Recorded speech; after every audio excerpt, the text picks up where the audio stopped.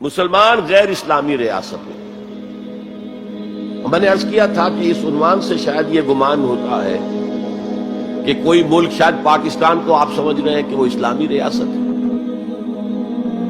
اسلامی ریاست کا کوئی وجود اس وقت روئے ارضی پر موجود نہیں ہے،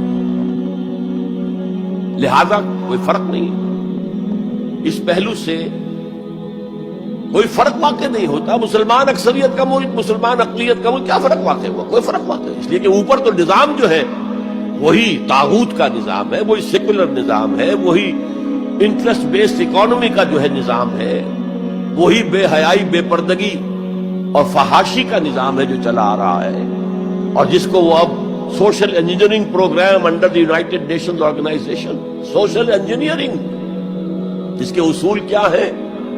پروسٹیٹیوشن کو بھی ایک باعزت پیشہ قرار دیا جائے۔ ان کے لیے نام جو ہے قائم کیا گیا سیکس ورکرز۔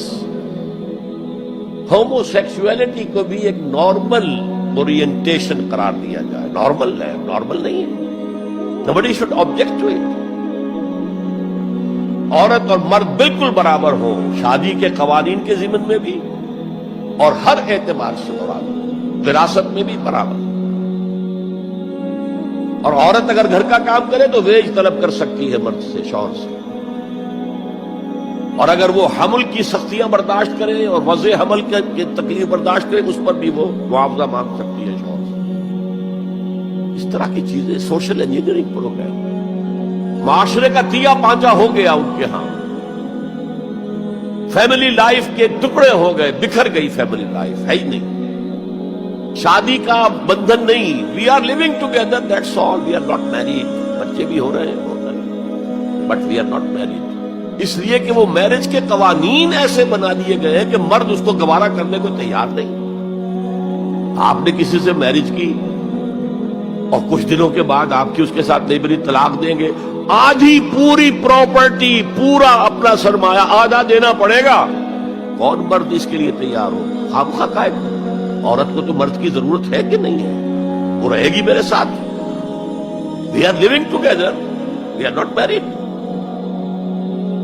یہ ہے جو اقبال نے بات کہی تھی، وہ 100% پوری ہو چکی ہے۔ تہذیب ختم ہو چکی ہے، تہذیب سڈاس بن چکی ہے۔ مغربی تہذیب، تمہاری تہذیب اپنے خنجر سے آپ ہی خودکشی کرے گی، جو شاخ نازک پہ آشیانہ بنے گا، ناپائیدار ہوگا۔ اب آپ نے سنا ہوگا بش صاحب واز کہتے ہیں شادی کرو، شادی کرو، شادی کرو۔ اب وہاں یہ واز کہنا پڑتا ہے شادی کرو، میرج کے کانٹریکٹ کے اندر بند ہو۔